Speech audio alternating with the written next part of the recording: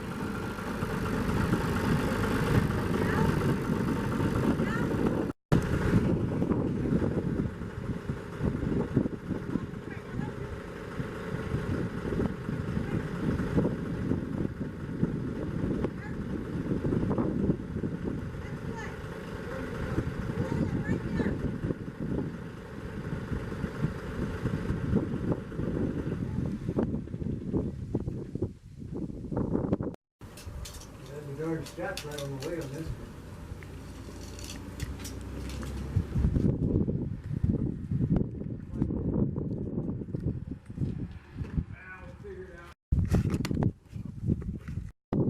Okay, April 23rd, you saw us lift up the side with the tractor and kind of put it together, so I wanted to show you what the finished product looked like. Basically right there you've got the base, which is 10 foot 5.5 inches wide at the bottom, kind of bottom of each post to bottom of each post. We're probably within 1/8 of an inch, and at the top it tapers in on both sections to 80 inches. So way up there at the top of that 12 foot piece, it's 80 inches there to there and 80 inches there to there, and there's probably maybe 1/8 of an inch. We got it to within 1/8 of an inch.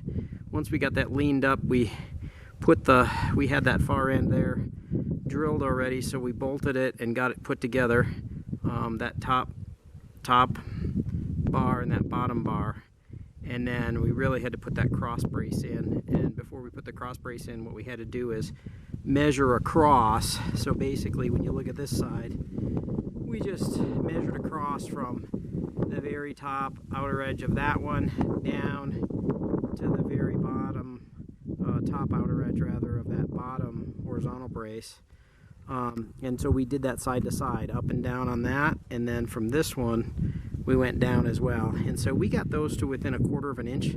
That way we knew that basically the thing wasn't kind of cocked side to side or something like that. And that's what got it pretty much set. So we got those up. We got double cross braces on 3 sides, as you can see. And we've got the back side to do a double cross brace on. We got 1 brace on it. We got to do the second one, but we're going to wait for next weekend. So what we got going on now is just these bottoms.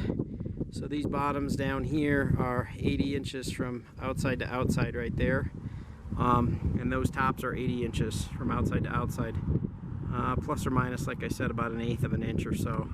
So that's acceptable for my level of work. We got everything bolted down and whatnot. We're going to basically build this as another box. So this will get built with its side pieces, and that'll end up like a mini box, just like that one. Just for reference, those are 10-foot garage doors, 10 by 10. And so this thing's sitting in front of it, it's 12 foot tall. So that section's 12 foot tall.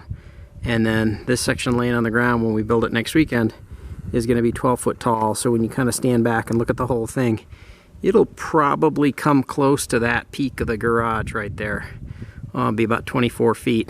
I've got to cut the feet off at the bottom. You can see they're angled in, kind of like that one right there.